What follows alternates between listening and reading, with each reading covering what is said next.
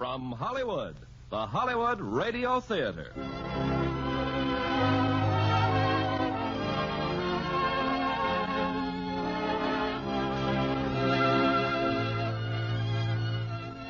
Starring Stuart Granger and Gene Simmons in Adam and Evelyn.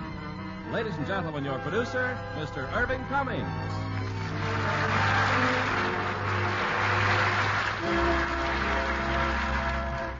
Greetings from Hollywood, ladies and gentlemen. Rehearsing tonight's play with Stuart Granger and Gene Simmons took me back through many years of memories. I was a young actor and had just met one of the loveliest actresses of the theater. Her name was Ruth Sinclair then, but for the past 35 years, it's been Mrs. Irving Cummings.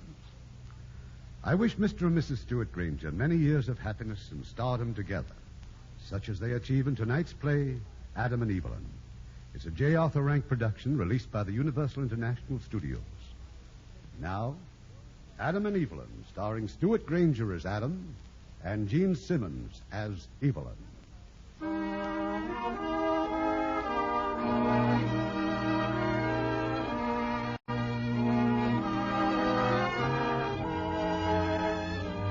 In London, when wealthy ladies and gentlemen are in the mood to gamble, sooner or later they visit Adam Black's apartment. There, a small but carefully screened clientele are permitted to lose their money and occasionally win a little in an atmosphere quite as proper and elegant as their own homes.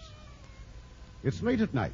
The gambling's over, and Adam has a handsome gift for a handsome woman. For you, Maura, for bringing the Boravinos. £100. Well, thank you. But they won, didn't they? Enough to bring them back. You might phone them tomorrow. There'll be another game session Thursday night. Oh, then you'll want Molly and Frankie here, won't you? Oh, by all means. Tell them, will you, dear? Oh, I bought another horse today, Maura. How much? 6,000. Ah, you're mad. Before I'm through, I'll have one of the best bloodstock farms in Ireland. Hey, what about Chris Kirby? He's waiting to see you. Hello, Colonel. Hello, Maura. Why, you old horse blanket. Well, come in here. Have a drink, Chris? Not a drop, thanks. Riding tomorrow. It's what I come to see you about, Colonel.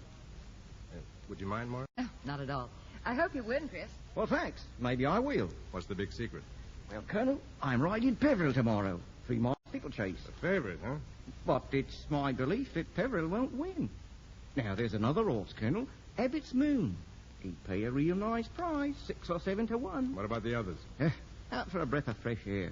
By a sort of mutual agreement, you know. And you're on Peveril, I wouldn't be surprised if that noble beast was to fall at the last thing. Oh, no, that's out, Chris. You could break your neck. Oh, I've been falling off horses all my life. I fall, and Abbott's Moon wins. Oh, all right, but be careful.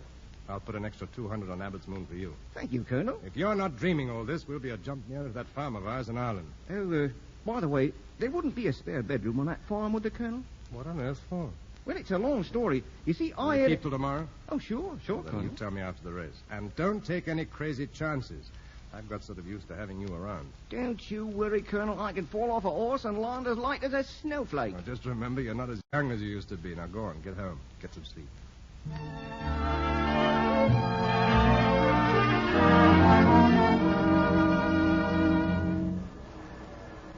And now approaching the last jump, it's Peveril in the lead by 6 lengths. It's Peveril, Abbott's Moon, and Damascus. It's Peveril and... Peveril has unseated his rider. Peveril has refused the jump and unseated his rider. It's Abbott's Moon by 3 lengths and Damascus. Abbott's Moon and Damascus. Well, Adam, just like Chris said, huh? I don't like it, Bill. He's just lying there. He's not moving. Oh, maybe he's just... Well, you wait here. I got to see what's happening.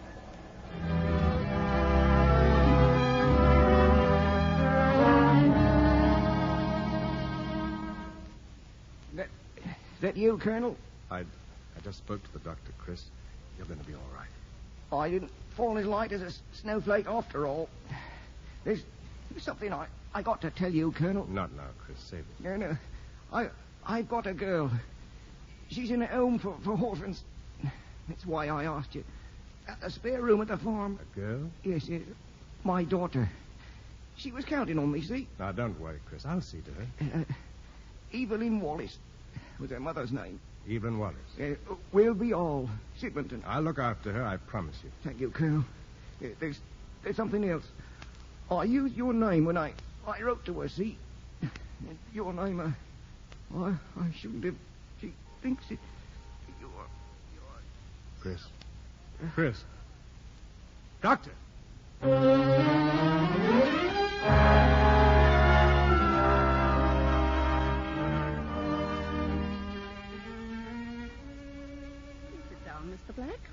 I'm Mrs. Parker, the matron. You asked for Evelyn Wallace. Yes, I did. You're her father, Mr. Black? Her father? No, of course not. But he was a great friend of mine. Was? He died 2 days ago. That's why I'm here. Died? Oh, dear, I'm extremely sorry to hear that. Poor child, she'll be heartbroken. Had she never seen him, Mrs. Parker? Never. It's odd that his name should have been Black, too. But it wasn't. It was Kirby. Chris Kirby. And I don't understand. You see, several months ago, Evelyn received a letter from a man who wrote that he was her father. He gave the name Black.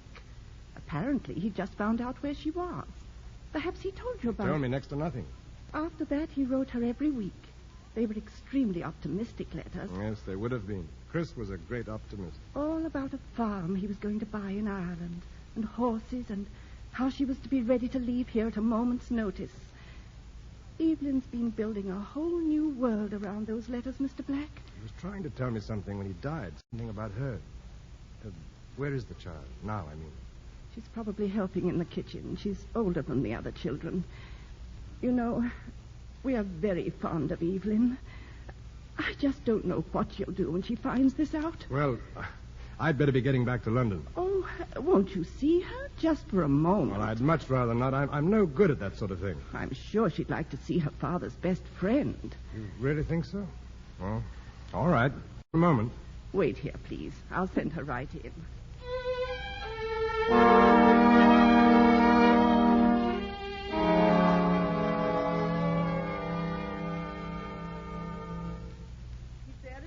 Evelyn. Go right in, dear.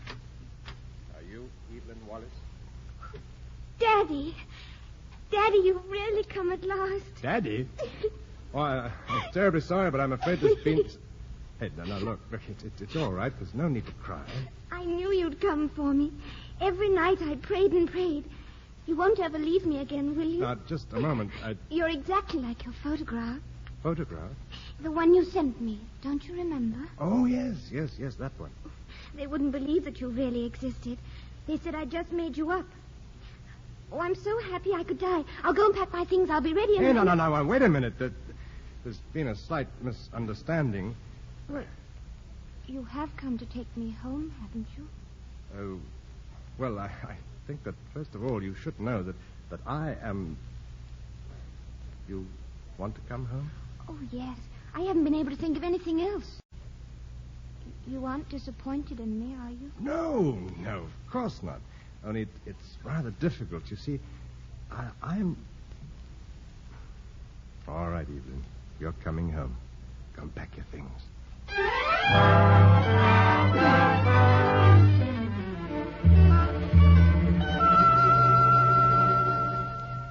Well, this is it, Evelyn. This is where I live. It's very posh, isn't it? Well, I do a lot of business here. I have to impress the customers. Oh, hello, Bill. Hello. This is Evelyn. Evelyn, this is Bill Murray, my keeper. He's also my doctor, lawyer, and my maiden aunt.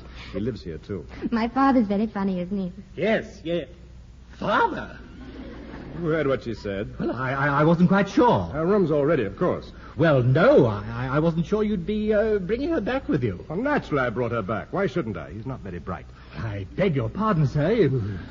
You said something you were going to visit Miss Evelyn, but no mention that she'd be... See what I mean? Memory like a sieve.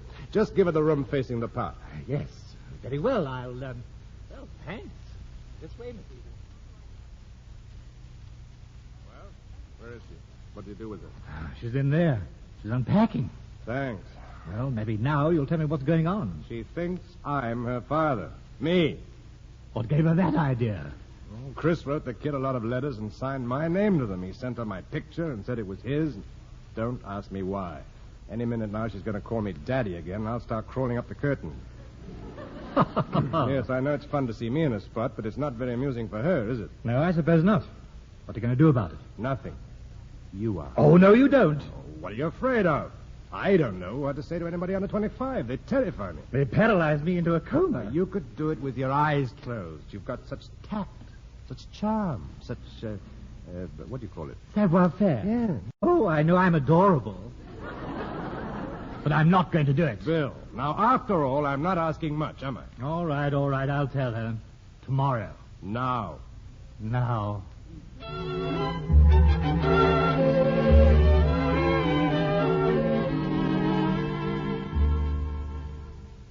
I'm glad you came back, Mr. Murray. It's this room. You mean all this furniture and things? They're just for one person? Oh, yes, miss. One person.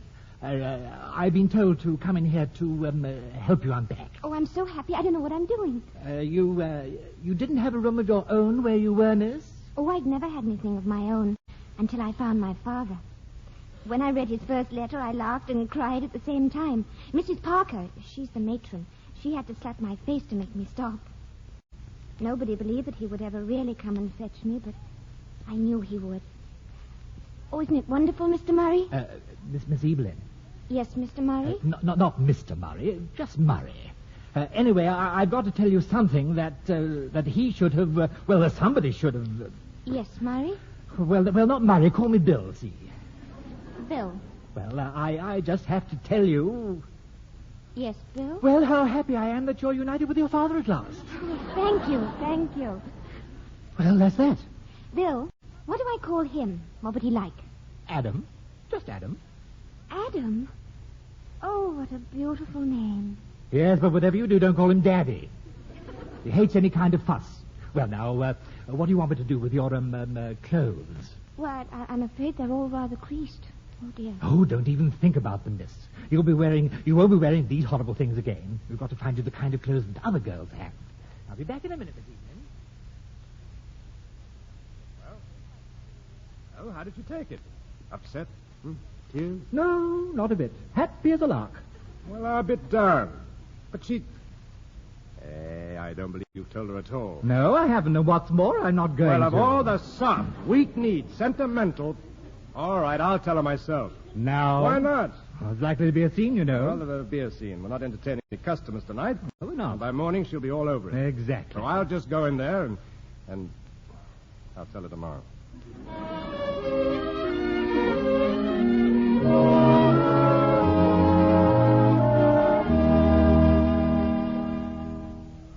Good morning. Oh, good morning. I brought your breakfast. Breakfast? What time is it? It's almost 7 o'clock. Bill said you always liked your breakfast early. Almost 7 o'clock? In the morning? Oh, no. Shall I pour your coffee? Oh, I think I'd better say 7 o'clock in the morning. Oh. Bill said you were usually depressed in the morning. And sent you in to cheer me up. Huh? Yes. May I stay here and talk? Sure, go ahead. What a pity we were kept apart for so long. If only you hadn't had to spend all that time in that horrible Jap camp. How did you know about the Jap camp? You told me in your first letter. Don't you remember? Oh, yes. Yes. What else did I tell you in those letters? Oh, about the time you nearly escaped. You and those two other men. Was one of them Bill? Mm-hmm. Do you still have those letters? Well, of course I have. I have them right here. Oh, would you mind if I looked at them sometime? There are 20 of them altogether, Adam, and one postcard from Bournemouth. Oh. Handwriting's a bit shaky, isn't it? Must have had a hangover when I wrote this one. What's a hangover? Well, it's when your stomach strikes back for what you did to it the night before.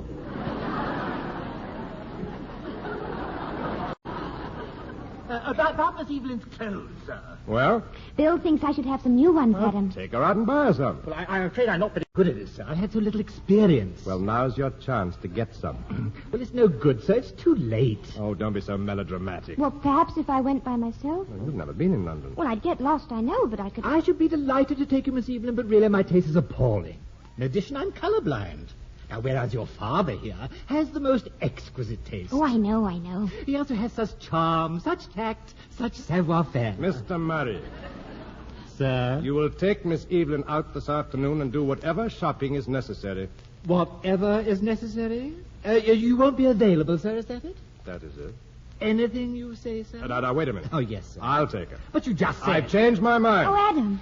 Really, sir? If you'd rather that I will take Miss Evelyn shopping myself. Yes, sir. That's what I thought you said, sir.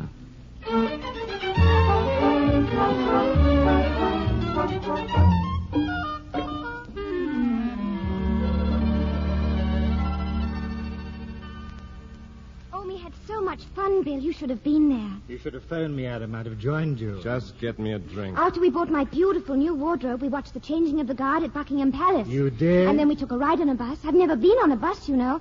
And then Adam took me to the Tower of London. You have had a day, haven't you, sir? Shut up. Oh, and best of all, we went to the monument. And guess what? We climbed every step clear to the top. I say, that must have been And then sport. at the top, the wind blew off my berry, and it floated away over half of London. And then Adam bought me a new hat, 2 new hats. And then we came home. Adam, you're not really tired, are you? Tired? Me? Oh, I've never felt better in my life. Oh, it's such fun going out with you. What are we going to do tomorrow? Tomorrow? And the next day and the day after that? Bill, Sir? where's that drink? Yes, sir. A drink? Why? Because I'm thirsty. Oh, there must be at least 500 things I want to see. Is that all? Well, there's Westminster Abbey, the British Museum, and the... Oh, Oh, Adam, you are tired. I'm exhausted. Why? Because I'm very, very old. I always forget you look so young. Why do you look so young? I had my face lifted. Have you really? Oh, Evelyn, you must get out of the habit of taking everything I say as a literal truth. That was meant to be a joke. Oh, I see. I found it rather amusing. Oh, your drink, sir. Thanks. And I think this belongs to you, Miss Evelyn. I found it in the hall. Oh, my rabbit's foot. Thank you so much. Matron gave it to me for Christmas. I wear it around my neck. See, Adam, it's a rabbit's foot. Trapped on the premises, no doubt. Oh, no, it was... Excuse me, sir, but don't you think that your daughter ought to have something nicer? Oh, yes, of course. Now, what about that thingamajig that Mrs. Bradley left? Now, oddly enough, it's just what I had in mind. Here you are, sir. Well, do you like it? It's a kind of... A family heirloom, sir. Oh, Adam, it's lovely. A brooch, a pearl brooch. Oh, it's the most beautiful thing I've ever seen. Well, you can borrow it for a while, then. What?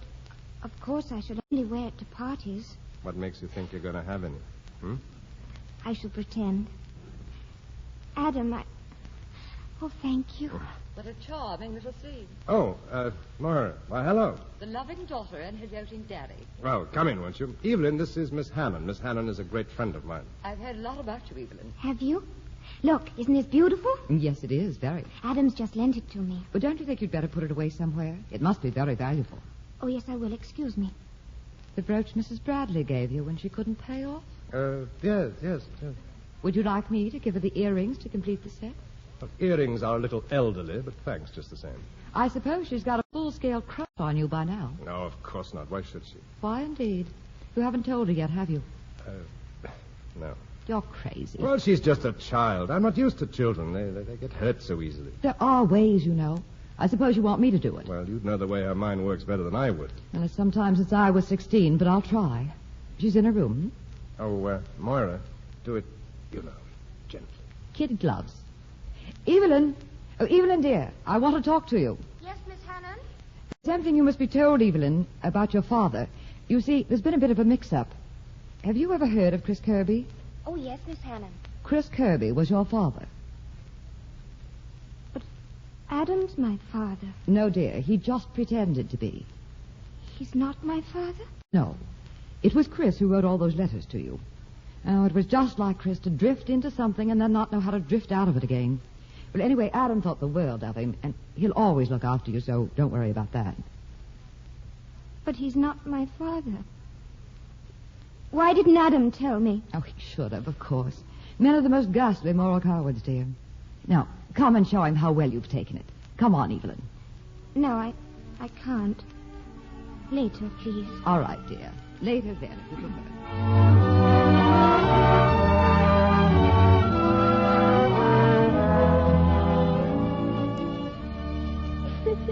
May I come in? Oh, Evelyn, please, you mustn't. You'll make yourself ill. I can't help it.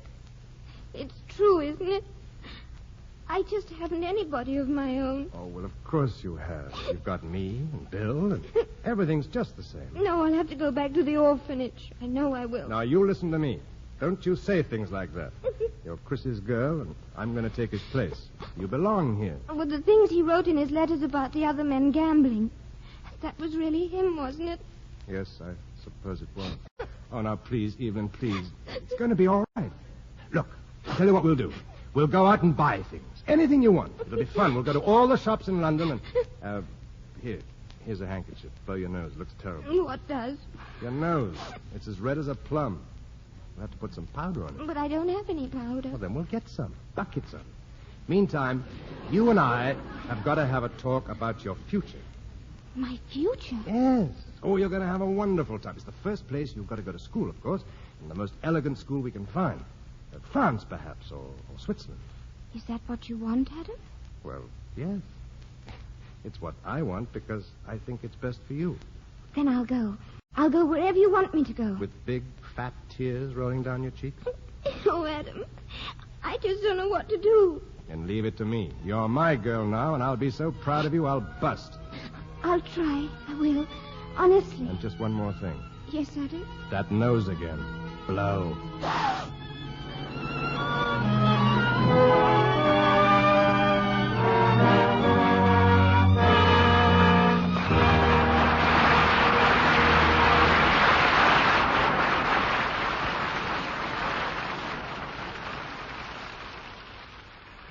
We'll continue shortly with Act 2 of Adam and Evelyn. Make a friend, and you make an ally. There's a thought for you to keep in mind, as many another American has. In 1864, Clara Barton gave up a successful job in the patent office in Washington and devoted the rest of her life to bringing physical and mental aid to the wounded and dying on the battlefield.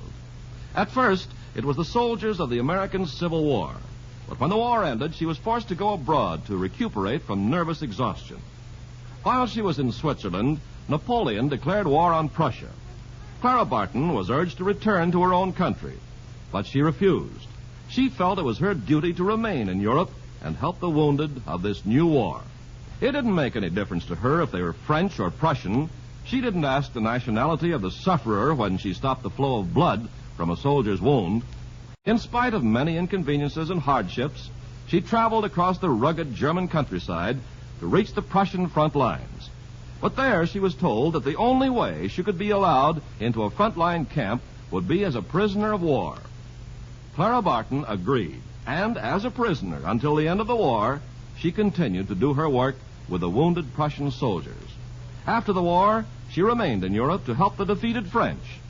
When she sailed for home in 1873, grateful Europeans bestowed on her many medals of honor, including the Gold Cross of Remembrance, the Jewel of the Red Cross, and the Iron Cross of Merit. Once again, an unselfish American had discovered that by helping others, you help your country. Now, our producer, Mr. Irving Cummings. Act 2 of Adam and Evelyn, starring Stuart Granger as Adam and Gene Simmons as Evelyn.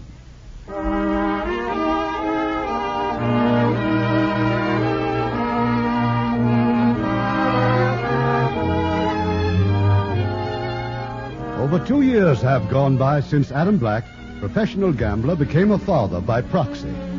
Evelyn has spent most of those years in a finishing school in Switzerland.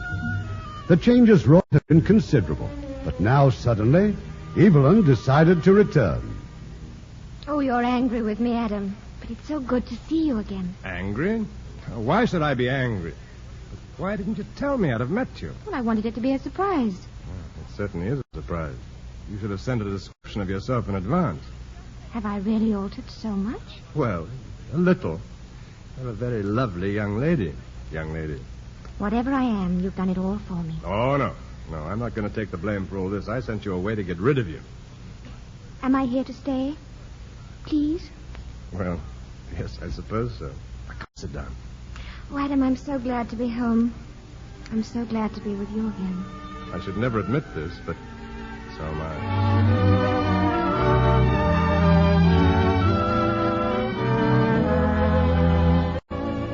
Good morning. Good morning, Bill. You look horrible, if I may say so. Well, you're entitled to your opinion. I feel marvelous. And if that's my breakfast... This is Miss Evelyn's tray. Well, where's mine? Or do I take second place around here from now on? And what is this? That is a rose, sir, slightly spattered with dew. Give me that tray. I'm warning you, sir, if on you your eat way, my good man. I'll bring it into Evelyn myself. Oh, Adam, how sweet of you. Yes. The rose was Bill's idea, not mine. It's beautiful. Oh, don't go. Stay and talk to me. What about? Oh, anything. You? Are you going to be busy today? Yes, fairly. You must work terribly hard. Everything about you is so expensive. Your car, this apartment, everything. You must be disgustingly rich. I get by. On the continent, they think we're all crippled with income tax. Well, so we are, if your income is taxable. Well, isn't yours? Some of it. You know, I've never been very clear about what you do. I used to tell the girls that you're a financier. Well, that's near enough. I gamble. Adam, you don't. Doesn't the idea appeal to you? Well, of course it doesn't. Adam, you're just joking, aren't you? Yes, of course I am. I mean, I gamble on the stock exchange. Well, don't you ever joke like that again, not ever. No, I promise. Tell me something. Why are you so upset about gambling? Why? But you should know why. You of all people. My father was a gambler, and if he'd been anything else, he'd still be alive, and... Oh, I'm sorry. It was thoughtless of me to ask you.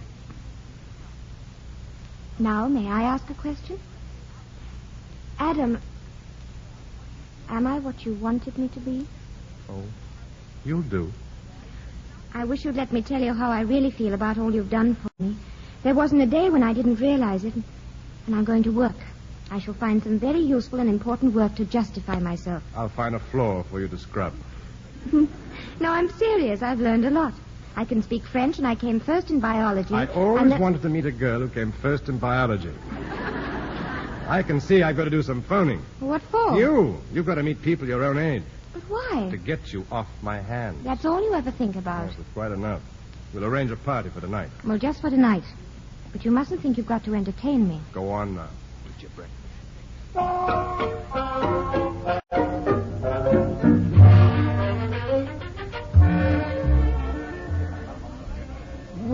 Well, this is amazing, Adam. Really amazing. Imagine finding you here. You and Moira and all those sweet young things. Tell me, you and Moira married yet? Look, Roddy, why don't you... And I've been waiting to meet the glamorous new addition to your household. Well, Adam? Observe his wild rush to introduce me. I'm sorry. Evelyn, this is Roddy, my brother. I don't suppose you knew he had a brother, did you? No, I didn't. Well, I'm the problem child. The skeleton in the family cupboard. But I don't bear any grudge. When I saw Adam here, the bonds of brotherhood just dragged me over in spite of myself. I'll get the check, Evelyn, and I think we'd better go. go. No, you don't. You're not running off until I've danced with her. Do you mind, Adam? No, of course not.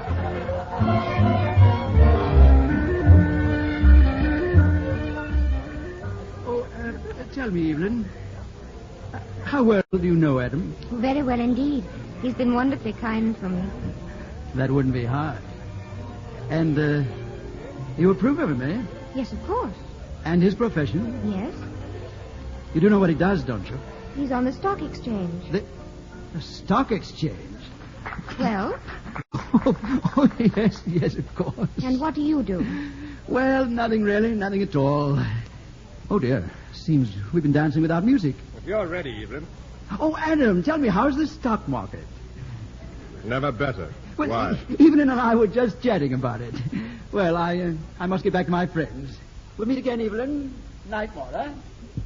Oh, Adam, must we leave? Well, no, not if you don't want to. Look, you and David and Sylvia and the others hang around if you like, but Moira's a little tired. Oh, days, darling. I think Adam had better take me home. Just don't be out too late. I'll have a word with David, Moira, and I'll meet you at the door.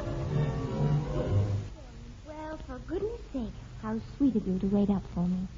I wasn't. I was reading. Oh. Anyway, I'm sorry. What for? For being so late and having too much champagne and keeping you up. You didn't. The book did. Oh. David see you home all right? No, your brother did.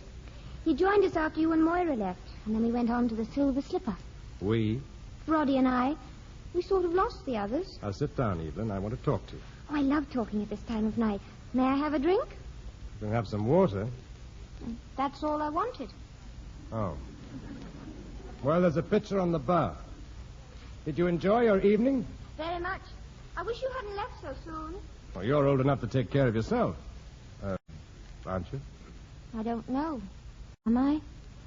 Well, that's really what I wanted to speak to you about.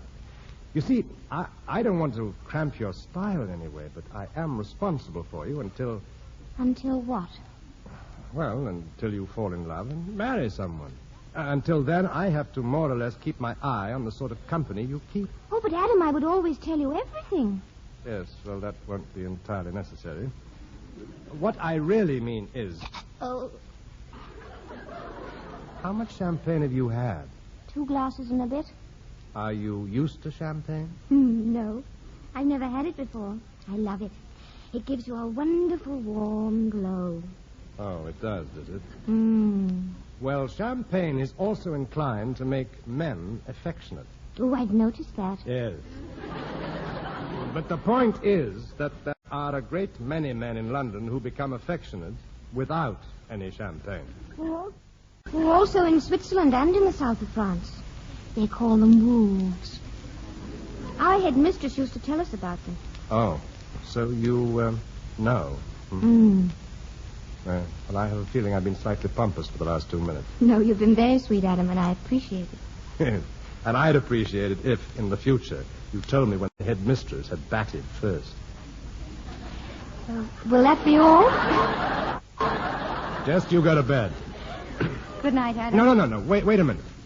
Yes? I'm going to Ireland tomorrow. I'll be gone most of the week. I'll go along with you. Oh, no, you won't.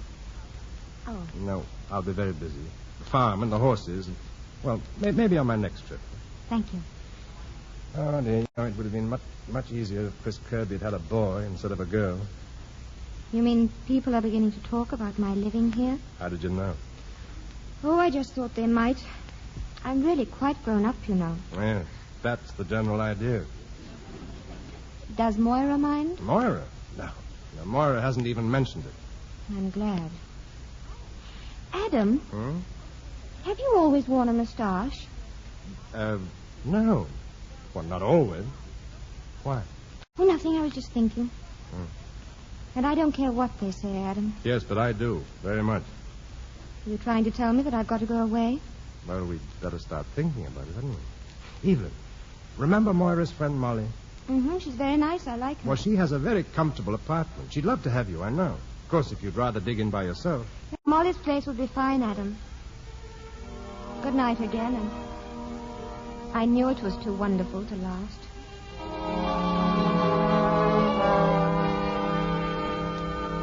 That's you. Welcome home, Adam. How are you? Oh, tired. Plane was late. How's the farm? Wonderful. The yearlings are really something. You ought to see them. They probably only kick me. Horses usually do. Well, we've got a big game inside. A couple of Americans, Mr. and Mrs. Blair. Need any help? No, not yet. Between Moira, Molly, and Frank, we're holding our own.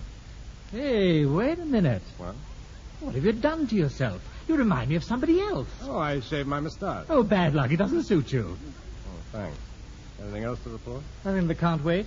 Is Evelyn all right? Oh, she's phoned a couple of times just to chat with me. Well, lay out my clothes, will you, and tell them I'll be in a minute. Hello, you two. Hello, darling. How How are you, Adam? Fine, thanks, Molly. We thought you were going to miss the game. Not a chance. What have you done to yourself? You look ill. I've shaved my moustache. Oh, pity. How's the chaperoning been going, Molly? So. I don't see much of Evelyn these days. Oh? Molly tells me she's out with your little brother most of the time. Now, come along, darling. You're needed in the game.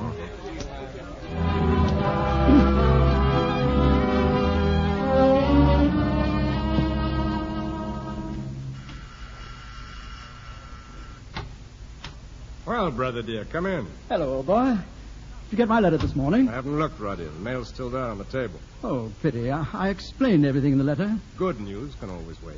Well, oddly enough, it is good news. Adam, I got a chance of a partnership in a business. Really? What sort of a business? Export. It's with Charlie Espero. Espero? You know what sort of business he's in. Oh, well, I know it's a bit illegal, but who are you to talk? Espero wants me to put up £3,000. You mean he wants me to put it up? Yes, that's roughly the idea. Well, the answer is no. Hey, tell me, why this sudden enthusiasm for work? That's something new for you, isn't it, Roddy? Well, as a matter of fact, I'm thinking of getting married. Really?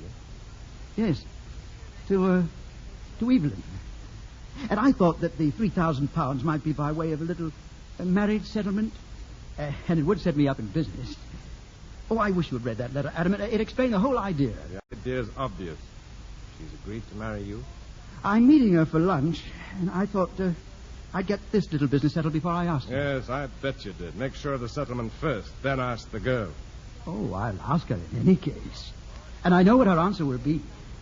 Because, you see, we've become rather good friends, you know. What do you mean by that? Just what I said. Get out. Oh, now look here, Adam. Go on, get out. Well, I suppose you know what you're doing. Ta-ta, Adam. Bill? Coming. Get on the phone and find Evelyn. I've got to talk to her.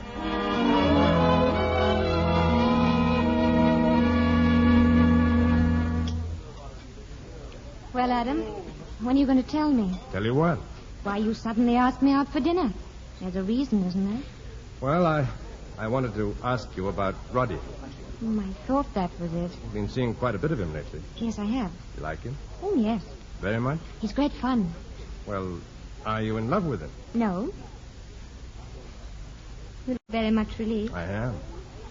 Would you mind if I were? Roddy told me this morning that he was going to ask you to marry him. That's the first I've heard of it. You haven't much use for him, have you? I've known my brother for a long time.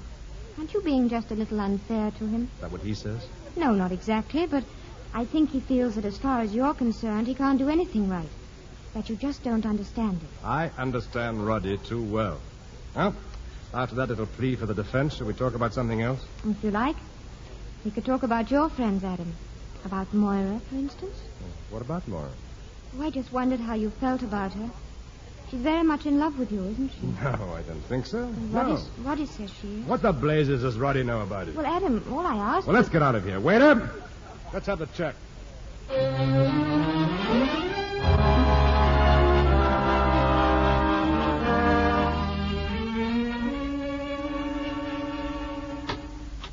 Well, you're home early, Adam. Moira. I just took a chance. I thought it would be nice to see you. Fortunately, Bill was here to let me in. Oh, have a drink? No, thanks. I hear you've ditched Roddy's plans for going in with a sparrow. He's quite upset, Adam. You've got to watch Roddy when he gets in one of his moods. I'm shaking in my shoes. Look, if you want me to go, darling, just say so. No, I'm glad you're here. I want to talk to you. I've got some news for you, Moira. For you and Bill and Molly and Frank and all our other loyal co-workers. I'm getting out of this racket. Tomorrow night's game will be the last, so I'll pay you all off. Well, I must say you break the news with all of your usual grace and charm. I'm sorry. Why are you getting out? Scared? I'm bored. I'm bored of this kind of life and everything that's connected with it. Thanks. Oh, no, you know I didn't mean you. Oh, don't make me laugh. It's Evelyn, of course. Evelyn has nothing to do with it. And that's a lie. Good night, Adam. Will I get a taxi for you? No, thanks. I've got a car waiting. I hope you won't regret this, Adam.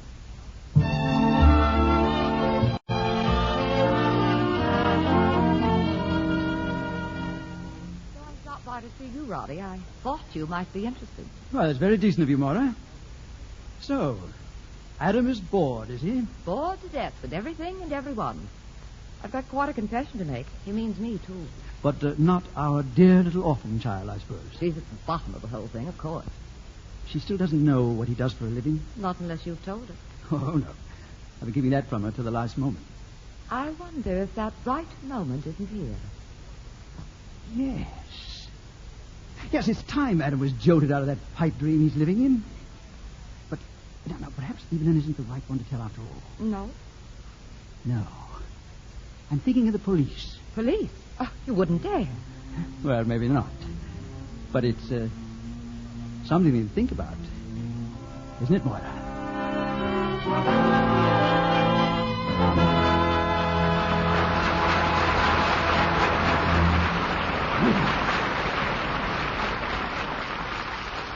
In a few moments, we'll continue with the third act of Adam and Evelyn.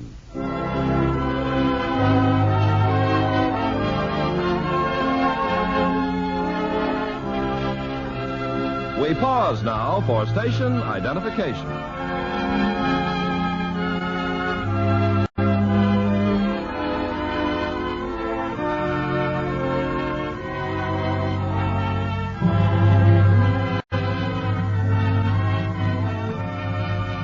The curtain rises on Act 3 of Adam and Evelyn, starring Stuart Granger as Adam and Gene Simmons as Evelyn.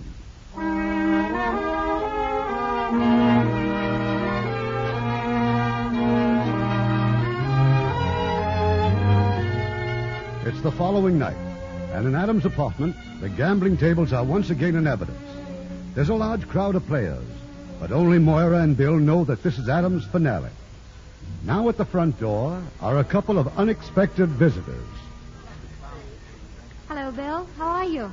I'm fine, Miss Evelyn. Is Adam expecting you? Well, I suppose so. He sent Roddy here to fetch me. He didn't tell me, miss. Why should he? Because I've had certain instructions, chum. But it's time she learned the facts of life. Well, what is this surprise, anyway? Oh, this way, darling. You know all about it in a moment. All right, the bank is at 3,000. The bank is at... Even. Hello, Adam. Come with me. Who brought you here? Your brother. Where is he? The other room. I preferred seeing you alone now that I found out. I'll thank him later. Well, I suppose it's a bit late to try to explain. What's there to explain? I can see for myself. And you're horrified? Well, that's natural. But if you listen to me for a moment... Why did you lie about it? I had to. To spare my illusions, I suppose. Is that just a bad reason? You could have told me before I had any. How could I have told you when I found out you had this phobia against gambling? Well, because of that, you should have told me. You had any honesty in you. Instead of that, you built up a wall of secrecy. To protect you? To hide behind. Why did you go on letting me think you were someone else? Why did you tell me you were my father's best friend? I was. I loved you. How can I believe that? Or anything else you ever say again? First I lost my father, and now I shall lose you, all because you couldn't stop gambling. Oh, stop dramatizing I'm everything. not dramatizing anything. I want to go away from here. I don't want to see you anymore. Very well. But you're not a kid anymore. You can't burst into tears because the world isn't your oyster. It's had to happen sometime, and I'm glad it's over. Now everybody knows where they are, and the world is just the same place it ever was. No, it isn't anymore. It's ugly. It wasn't ugly before. It was beautiful. Goodbye.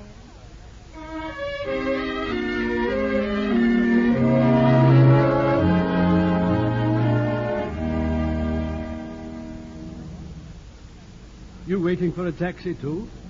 I suppose I am. I'm not too sure. My name's Bradley. Didn't I just see you up in Adam's apartment? Did you? My luck was unusually bad tonight, so I decided to leave.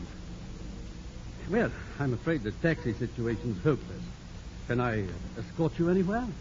I don't quite know where I'm going. Well, I'm not too sure I know myself. Let's walk a little, make up our minds, It's a heaven-sent night. It was. Am I right in assuming you're Adam's ward? Yes. I thought so. I haven't seen you at the game. I didn't even know they existed until tonight.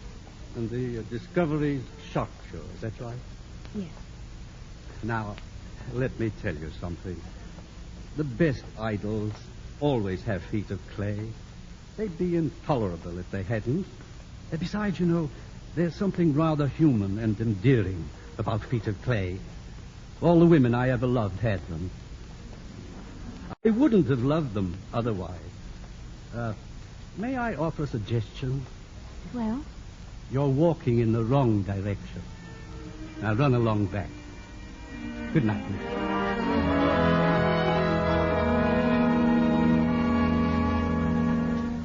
Where is he, Bill? Where's Roddy? Left 5 minutes ago. And if you ask me, it's just as well. There'd have been a fight, you'd have knocked him down. Only I didn't ask you. No, that's right, you didn't. Now, if I'm not being too inquisitive, what's Moira doing over there at that window? There in the other room. I don't know. Been at that window a dozen times. You expecting any more visitors? Let's take a look. A car at the curb. 4 gentlemen. 5 gentlemen. 2 coming in and 3 on the street. Excuse the expression, Adam, but those men are police. Come on. We've got just about 2 minutes. Ladies and gentlemen, I'm sorry, but there will probably be a police raid at any moment. Now, if you'll all keep perfectly calm, nothing will happen to you. Will you please come with me into the other room? Bill, you, Frank, Molly, Carter, get rid of everything just the way we rehearsed it. Thanks, Maura, but I'd rather you stay close to me. This way, ladies and gentlemen. Well, Maura, do you know anything about this? I thought so. When the police arrive, are you going to give the game away? No. No, I don't think you will. Mrs. Salop, can you play the piano? Well, I do, stupid old dear. I haven't played for years. Now's your chance to practice. Oh, but really... Mrs. Salop, sit down, please, and start playing. Now, we're all here enjoying a pleasant evening of music.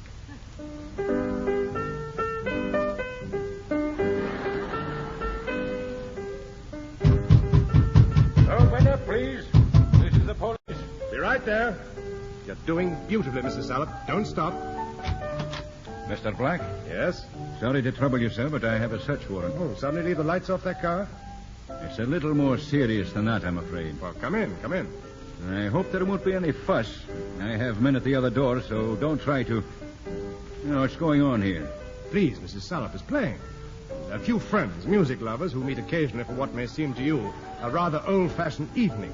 Were you looking for something? I have reason to believe these premises are being used for illegal gambling. Really? I hadn't noticed. All the same, I don't think this little party is quite as innocent as it seems. Why don't you take your men and look around? That's exactly what I'm going to do, Mr. Black. And quietly, if you please. Mrs. Salop is quite sensitive. You're coming with me. Whatever you say, sir. All right, Mr. Black. Who's the young lady? What? Oh. I'm glad. Oh, we've had a few more visitors since you left. This is... Inspector Collins, miss. Miss Kirby, Inspector Collins. Inspector Collins is a policeman. Policeman? Miss Kirby, didn't I see you leave this building a few minutes ago? Well, yes, I suppose you did. May I ask why? Miss Kirby doesn't like music. It bores her. Quiet. When you left here, miss, is there anything else being played besides music?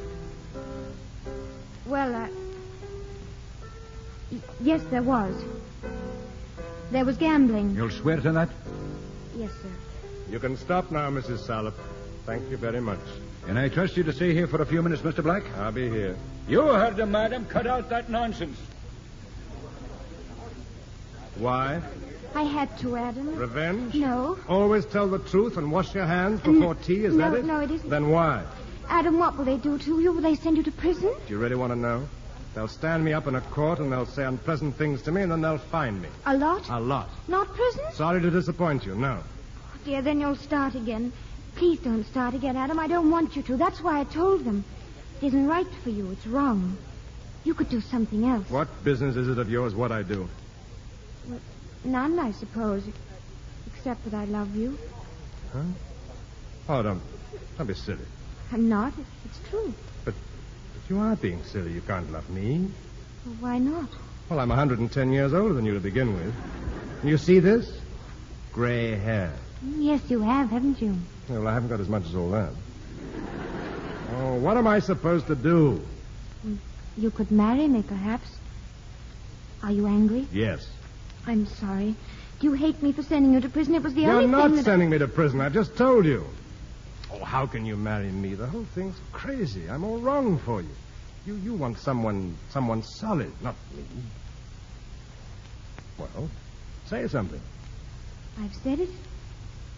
I love you. Come in. No, cut that out. Oh, sorry, Inspector. You'll have to come along, Mr. Black. Police station. Police station? Oh, just to book the charge, miss. Right away, Mr. Black, if you please. I won't be gone long, Evelyn. Oh, Adam, wait a minute. I forgot to tell you why I came back. Well, I thought you came back to send me to prison. Oh, but that wasn't really why I... Oh, I see. You came back to propose to me, huh? Oh, no, that was an afterthought. But I've been thinking about it for some time, and I've come to the conclusion that I really like you much better with your moustache.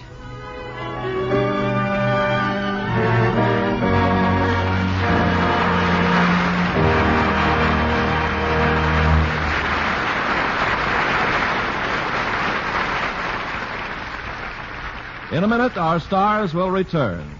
If you go to Easton, Pennsylvania anytime soon, you might run into a fellow who is studying at Lafayette College. It wasn't too long ago that he was a kamikaze pilot. He was an enemy. Today, he's getting a free democratic education because of a boy by the name of Robert Johnstone. Johnstone died in the Philippines, but the kind of heart that he had will be evident for years. You see, he stated in his will that his $10,000 in government insurance was to be used to educate one of his former Japanese enemies in American ways. It was his last wish, and it's being carried out as he desired. Now, this took place in World War II, of course, but such acts by you and your friends, even today, are shaping our world of tomorrow. Now, here's Mr. Cummings with our stars. And here they are, coming forward for a well-deserved curtain call. Stuart Granger and Gene Simmons.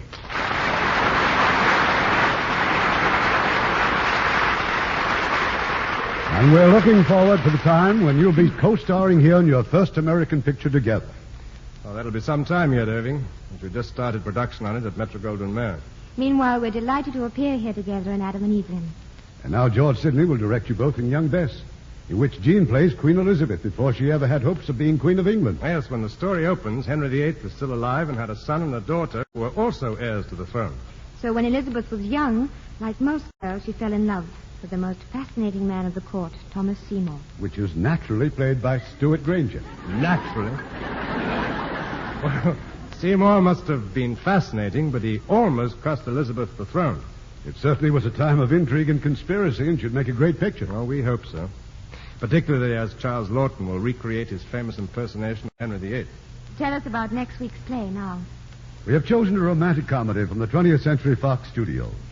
It's a light-hearted story of the model and the marriage broker as our stars, and playing their original roles, we have glamorous Jean Crane. And a newcomer to our stage with a unique talent for comedy, Thelma Ritter. You won't want to miss the humorous and romantic adventures of the model and the marriage broker. We enjoyed that picture very much. Good night. Good night. Good night, and all our thanks. This is Irving Cummings saying good night to you from Hollywood.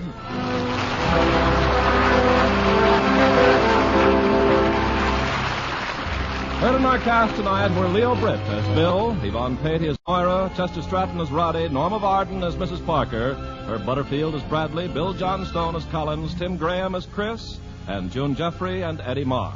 Our play was adapted by S.H. Barnett, and our music was directed by Rudy Schrager.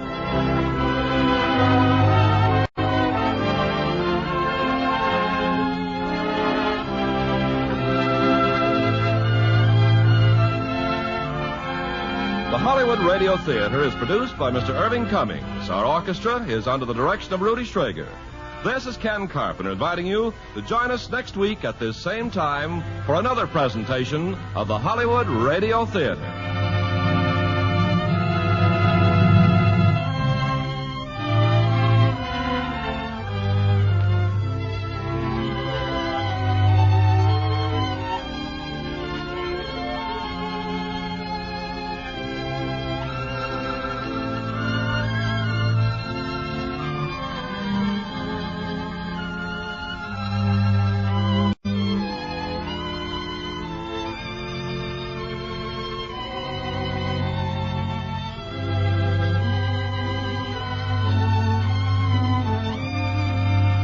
Hollywood Radio Theater is a presentation of the United States Armed Forces Radio Service.